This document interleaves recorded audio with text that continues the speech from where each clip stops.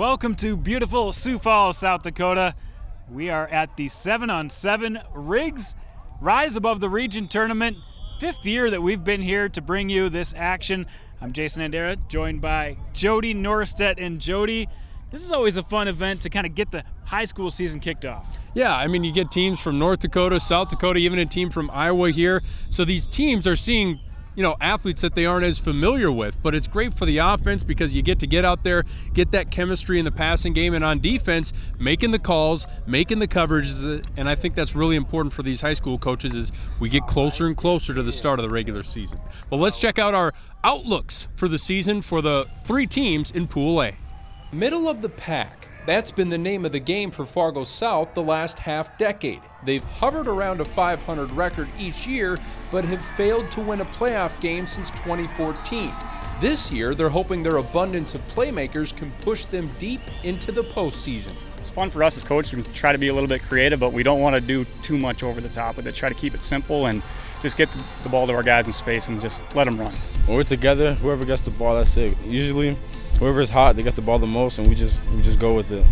Danny Lehigh should be one of the top playmakers in the conference. As a junior last season, he was leading the EDC in rushing with nearly 1,000 yards when he went down with a season-ending knee injury late in the year. He's had a great summer, great spring and track, and kind of worked his way back. Done a great job in the weight room, and he's looked good playing running back and wide receiver for us, and we're going to get him the ball a lot again this year and just let him go.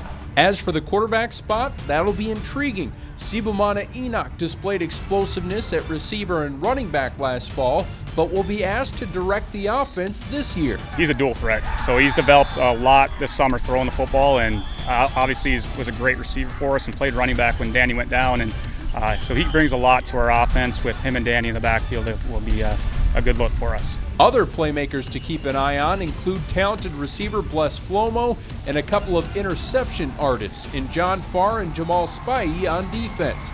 If an inexperienced offensive line can gel quickly, the Bruins should contend for a conference title. O'Gorman has had a great run with Jason Poppinga the last few years as head coach. And this year they hope to continue climbing up the AAA ranks. So, it's always a fluid work in progress, but, we're really happy with the leadership that our seniors have given us this year and the work they put in. And this is the largest senior class we've had since we've been here at O'Gorman. So we're really excited about this team. We're excited about, their potential, and hopefully we can make a run for the playoffs. This team will definitely miss Canyon Bauer's playmaking ability that they've had the last 3 seasons, but they do have plenty of talent back. We have Zach Norton, who played quarterback for us last year, along with Jacob Bird at wide receiver and Tate Wisher. On our offensive line, we bring back Liam Sorensen and Will Waschenberger. Defensively, we got more guys returning. But the big question entering the season is the same question they had last year at this time. Who's going to be the quarterback? Like last year, we went in and Zach was playing, just part-time quarterback, and by week 3, he was, our full-time quarterback. And, we had the same players this year. Stuckel broke his collarbone in week 1 last year and, really wasn't in that picture. And, Tegan Schlimgen as a sophomore coming up now as a junior has matured a lot. So, it's exciting. It's exciting to have that depth on our team and, that competition on the field, and hopefully that's a benefit for us as the year goes on. After getting so close, the Titans finally won their first football championship in school history last year. So how do you follow that act up? Back then we had a lot of guys playing both. Started for 4 years, 3 years. We've lost those guys now, so it's kind of regrouping. We have some guys coming back. This will be our biggest senior class we have this year. We'll have 19 seniors out, so that's big for our school. And a lot of them have seen some time, but we still miss those guys who had been there a long time. So you're starting over teaching routes again, doing all that stuff, and finding new guys. But they're coming along. We've had a good summer. Austin Lake is the new starting quarterback with Joey Hedrick, Garrett Colbeck, Luke Elkins, and Caden Johnson ready to make plays from the backfield. On defense, Caden Ellingson and PJ Parmley will set the tone up front. But Coach CLAYBERG really likes his experience in the secondary. Basically, our secondary is coming back. We lost Carter out of that, and a couple of our linebackers. So we're set there. We've got to find some guys up front, and that's where we lost 3 All-State players up front. So we're rebuilding there. Fargo South taking on Sioux Falls O'Gorman to open up Pool A. Tyler Kozel, head coach of the Bruins, hoping to see his offense gel. This will work. Sibamana Enoch airs it out for Bless Flomo. One of the top receivers in Class 3A is into the end zone for a 6-0 lead. The Bruins have playmakers on both ends. O'Gorman passing downfield, but Jamal Spivey runs the receiver's route for him for the interception. O'Gorman breaks through soon after. Zach Norton with the sliding catch in the end zone, but South wins it 29-12. Next up, T taking on O'Gorman. Austin Lake throws a pretty pass to Joe Walnifer to give T the 27-20 lead. High-scoring game, but OG comes right back to score 6 and get within 1. Here comes the crucial extra point, trying to tie the game, but T's Braden Thompson breaks up the pass. T moves to 1-0 with the victory. In the final game of Pool A, T tangling with Fargo South. Austin Lake finds Caden Johnson for 6 to grab the first points of the game. But Fargo South put down the gas from there. Enoch to another one of his weapons. Danny Lahai battling the defender for the touchdown catch. The Bruins cruise to a 32-8 victory. Back to some more outlooks for the teams. Here at Rise Above the Region 7-on-7 Team Camp, here are the 3 teams in Pool B. A lot of potential and a good start to the season turned upside down last year for Lincoln. But there's a lot of hope this season, and it starts with some big playmakers coming back. They happily return Hunter Merkley, who was sidelined most of the year due to injury last season. You know, Hunter's special, and, you know, he's a state long jump champ by a long ways, and I mean, he's just one of the most explosive kids around, and so we just got to find ways to put him in multiple positions, motion him, and just get matchups. He's a matchup nightmare, and so you know, Coach Struck's doing a great job. You got a new offense in, and so he knows what he's got, and so he's really working his tail off to get Merkley the ball in space, and then that's going to be really good for us, absolutely. Lincoln also welcomes a new offensive coordinator, Eric Struck, who moved across town from Washington. He and quarterback Tommy Thompson are ready to hit the accelerator. Eric is such just a mild-mannered, even-keeled guy, and so Tommy last year starting as a sophomore, still a little emotional, likes to throw the deep ball, and Eric is just, man, not too high, not too low, and so that calming effect, you know, with having a coordinator and just kind of passing that along to your quarterback. They work together every day, and so he's the quarterback coach, and so that I can see already is just paying dividends. I mean, you know, you got to have a short memory. If something bad goes, you just got to forget it, move on. If something great happens, great, celebrate, and then, you know, forget about it and move on. So Eric's been really good in that aspect. Leo Kay, Isaiah Robinson, Wyatt Vandentop, Elliott Hackett, and many more playmakers give this offense a wide array of weapons. But the defense may be the strong point this year. I think this may be one of the best D-lines that I've been a part of in a long, long time.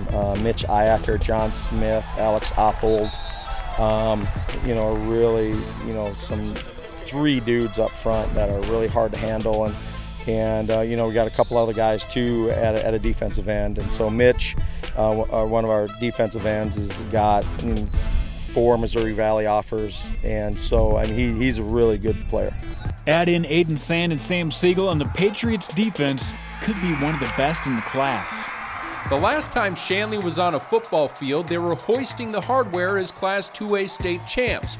But the competition is about to ramp up a notch as the Deacons return to Class 3A for the first time since 2008. We've always felt we ran a 3A program coming from South, and just the opportunities we had there and learning the systems of 3A football, you know, we brought that over to Shanley, so really it's been seamless. The Deacons return close to 7 starters on both sides of the ball, including their entire starting offensive and defensive lines. You could talk to any coach in the region, and the big question mark is always offensive and defensive line, and we're fortunate this year not to have that problem. You know, we probably go 7-8 deep with guys that have good experience and guys with size, guys with speed. While the guys up front bring familiarity, Shanley will turn to a new leader under center, one that the head coach is very familiar with. Troy Mattern's son, Cooper, will take over for state champion winning quarterback Cade Busick. He's been a ball boy next to me since he was in diapers, so he's always been by my side. Now it's his opportunity, and like he told me just the other day, he said, I've been waiting for this opportunity my whole life, and he's ready. We're going to be a totally different package. You know, Cade Busick was a great quarterback, and in essence, he was a running back in the quarterback position, where I think with Cooper, he's had an opportunity to throw the ball a little more, so I think we have an opportunity to be a more balanced team. Helping with the balance in the backfield will be Carter Kochman, a junior-to-be that put his speed and explosiveness on display during the Rise Above the Region tournament. We were so deep at running back in the past that he never got an opportunity to play a lot as a sophomore, which is, you know, kind of disappointing. But on the other hand, we're excited for him to break out this year as a junior, and just just his physicality and his speed and his athleticism. I'm very excited. I think 3A is going to be a good change for us. I think I'm personally ready, as long as all these guys behind me. We've been preparing all summer, and it's going to be fun. I'm ready to go. The 3A Challenge will be new for the Deacons, but don't be surprised if they're right in the thick of the conference title chase. Let's check out Pool B. Lincoln taking on Shanley. Lots of scoring in this one. The Deacons tied up at 29 with his touchdown catch by John Gores from Bennett Bird.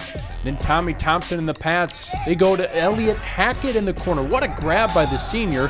Lincoln leads 35-29, but Shanley catches up, and then with time running out, the Deacons pick off Thompson. It's Carter Kochman for the 41-35 win. Deacons. LeMars battling Lincoln. LeMars QB Tate Westhoff jumps out to a good start. He hits Asia Toki for the touchdown. They go up 6-0. Then Tommy Thompson finds Hunter Merkley. Get used to that, Lincoln fans. Not once, but twice. Lincoln advances with the 31-12 win. How about Shanley versus LeMars? Tate Westhoff had a good day, but here he gets a ball tipped, and STEELE comes up with a pick six. Shanley getting the job done on defense. Westhoff jumps right back in, checks down for 6. The Bulldogs get within 2, but it wouldn't be enough as Shanley wins it 36-28. Bennett Bird with another touchdown pass. The Deacons are heading to the gold bracket.